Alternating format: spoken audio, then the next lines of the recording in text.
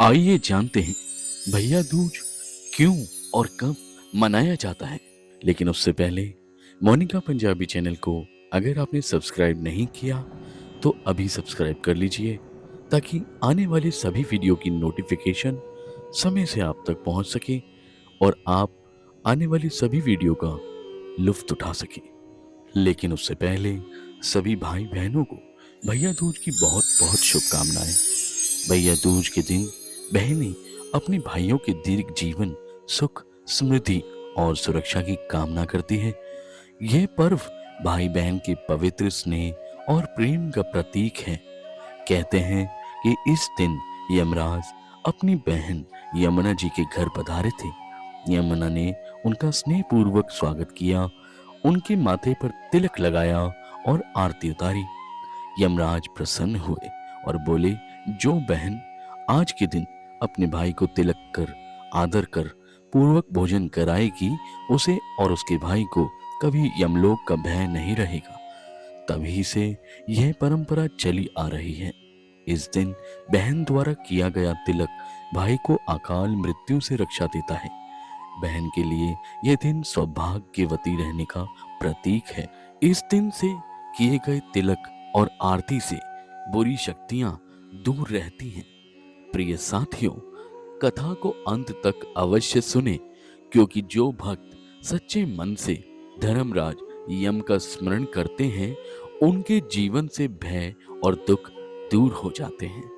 यमराज जी की कृपा प्राप्त करने के लिए कमेंट में जय धर्मराज यम अवश्य लिखें।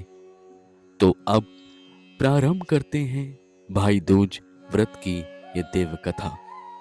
जब देवताओं का साक्षात्कार दुर्लभ न था और मनुष्य के सच्चे भावों में इतनी शक्ति थी कि वे स्वयं नियति को भी विचलित करते थे। ये कथा उसी अद्भुत कालखंड की है। एक छोटा सा गांव था हरिपुर, प्रकृति की गोद में बसा शांत और सौम्य। इसी गांव में एक कुटिया में रहती थी एक अत्यंत सरल और पवित्र हृदय वाली कोमल सी स्त्री, जिसका नाम था गंगा। गंगा का जीवन संघर्षों से भरा था। गरीबी ने उसे चारों ओर से घेर रखा था, परंतु उसके मन की सरलता और हृदय की विशालता पर इसका कोई प्रभाव ना पड़ा। उसकी दुनिया में एक ही अनमोल रत्न था, उसका छोटा भाई माधव। माधव जो अब बड़ा हो चुका था, बचपन में ही रोजी रोटी की तलाश में दूर नगरी चला गया था। हरिपुर की धरती उसे अन्न नहीं दे पाई, सो उसने परदेश की राह पकड़ी थी। जाते समय उसने गंगा मैया के सामने अपने मस्तक का स्पर्श किया था और कहा था, दीदी मैं लौटूंगा और जब खूब धन कमा लूंगा तब तुम्हें अपने साथ लेने आऊंगा।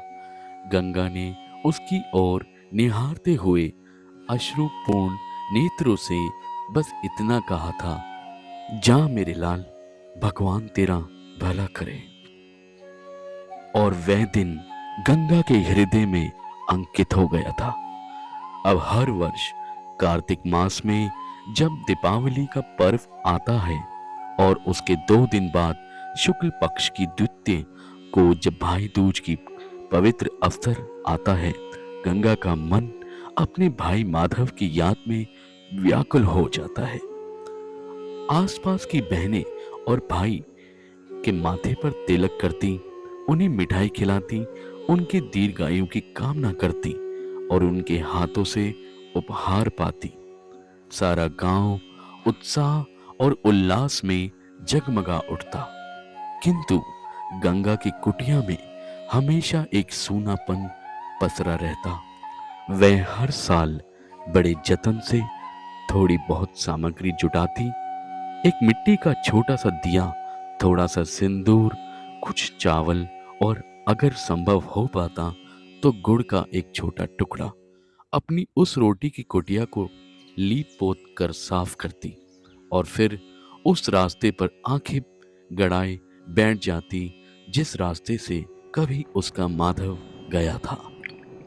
आज तो आएगा मेरा भाई, वह मन ही मन पुकारती।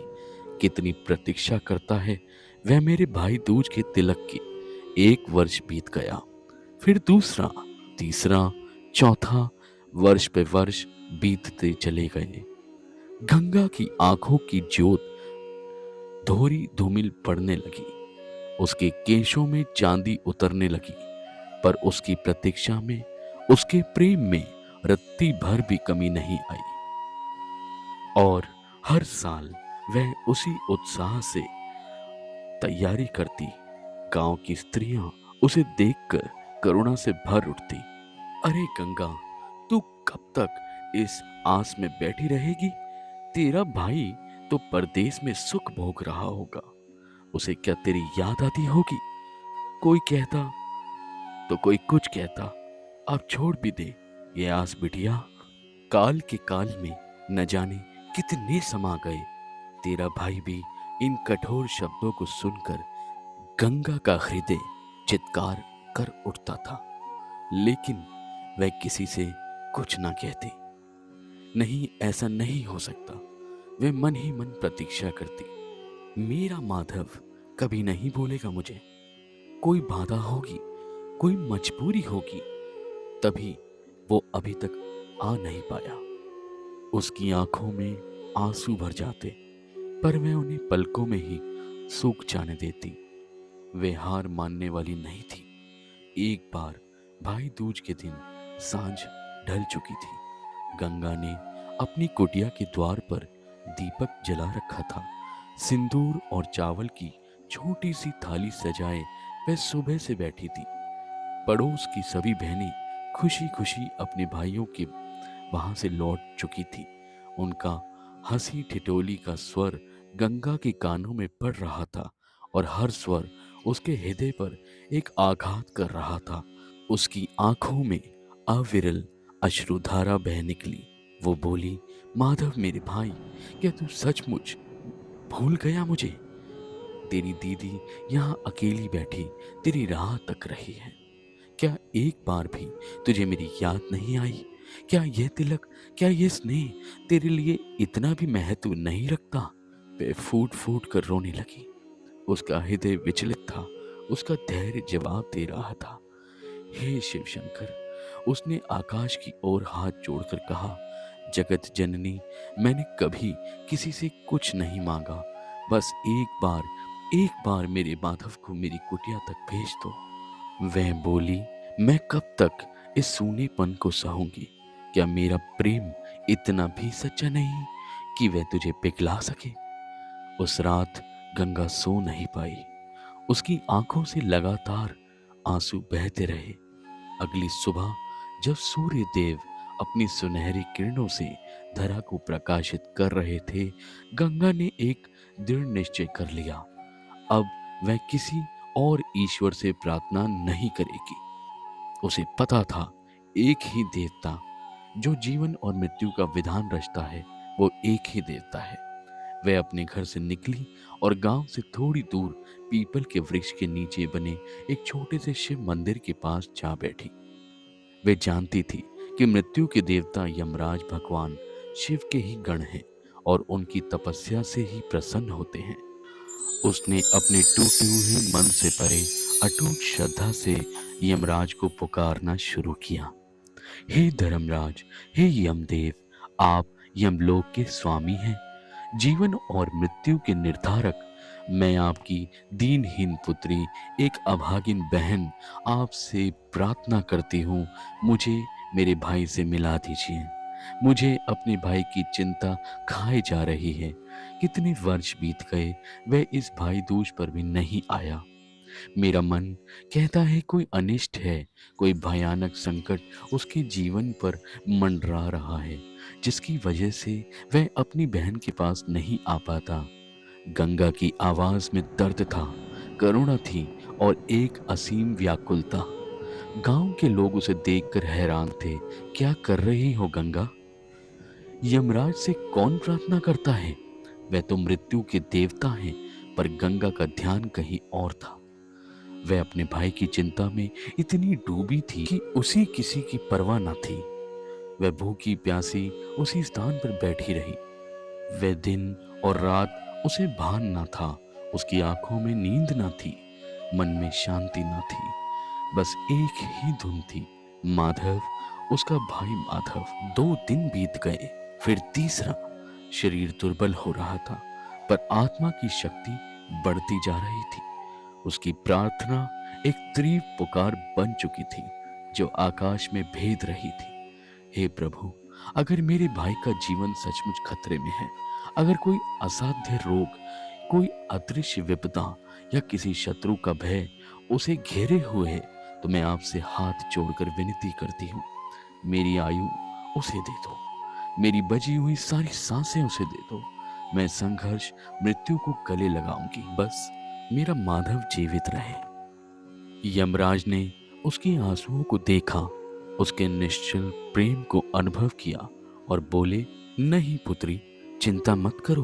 तुम्हारे प्रेम ने मृत्यु को भी रोक दिया। तुम्हारी सच्ची भावना, तुम्हारा ये निस्वार्थ त्याग मृत्यु के विधान को भी बदल सकता है। मैंने आज तक ऐसा प्रेम नहीं देखा जो अपने प्रियजन के लिए अपने प्राणों का भी मोल ना समझे। तुम्हारी आयु का एक बड़ा अंश तुम्हारे भाई को प्राप्त हुआ। वह दीर्घ आयु होगा और किसी भी संकट से सुरक्षित रहेगा। और सुनो, तुम्हारा भाई माधव, वह आज ही तुम्हारे पास आएगा। यमराज की वाणी में देवित्व का प्रताप था और उनके मुखमंडल पर एक अलौकिक तेज था। गंगा यह सुनकर अक रह गई। क्या ये सच था? क्या ये उसके भाई पर आया संकट टल गया? क्या यमराज ने स्वयं उसे वरदान दिया? उसकी आंखों से अब आंसू आनंद के थे। यमराज ने आगे कहा, हे पुत्री, आज से ये दिन उन सभी बहनों के लिए अमर होगा जो अपने भाई के लिए सच्चे मन से तिलक करती है, उनकी लंबी आयु और सुख की कामना करती हैं। आज कार्तिक शुक्ल द्वितीया का ये दिन भाई दूज के नाम से जाना जाएगा। जो बहनें इस दिन श्रद्धा पूर्वक अपने भाई का मस्तक पर तिलक करेगी और उनके दीर्घायु की कामना करेगी, उनके भाइयों को कभी अकाल मृत्यु का भय नहीं होगा। उनके जीवन में आने वाले संकट टल जाएंगे, क्योंकि उनके पीछे उनकी बहन का पवित्र प्रेम और तुम्हारी तपस्या की शक्ति खड़ी होगी। ये मेरा वचन है और यही मेरा आशीर्वाद है।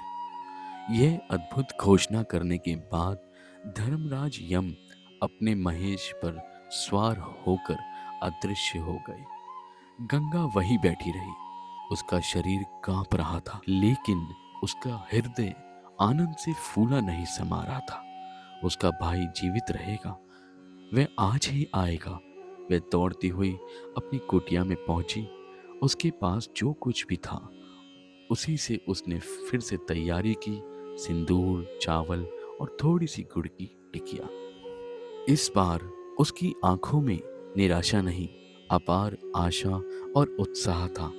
वह जानती थी यमराज का वचन कभी असत्य नहीं हो सकता।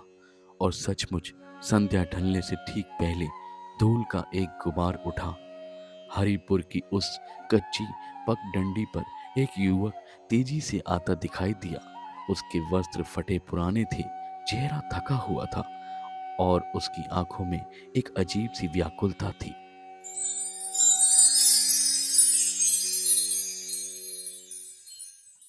लेकिन वह और कोई नहीं, गंगा का भाई माधव था। माधव को देखते ही गंगा के मुंह पर एक चीख निकल गई। माधव, मेरे लाल!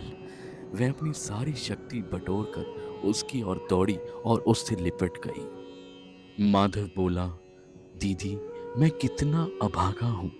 इतने सालों से मैं परदेश में भटक रहा था। काम मिलता पर टिकता ना था, पैसे कमाता पर बीमारी या किसी विपदा में सब खर्च हो जाते। मैं तुझसे मिलने आना चाहता था, पर कभी हिम्मत नहीं जुटा पाया। और आज अचानक सुबह मुझे एक अजीब सा खिंचाव महसूस हुआ।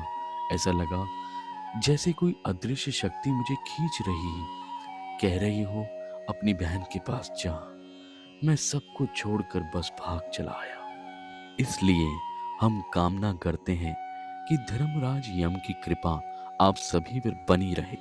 आपके जीवन में सदैव सुख, शांति, समृद्धि और सकारात्मक ऊर्जा का संचार होता रहे। तो जब अगली बार आप इस पवित्र पर्व को मनाएं तो इस कथा को याद करें उस गंगा को जिसके आंसुओं ने यमराज को भी पिघला दिया था, और याद करें उस प्रेम को जिसने मृत्यु को भी झुका दिया था, और अपने हृदय से उस पवित्र भावना को संजोएं जो इस रिश्ते को इतना अतुलनीय और शाश्वत बनाती है। भाई दूज की व्रत कथा को सुनने के लिए आपका हृदय से धन्यवाद।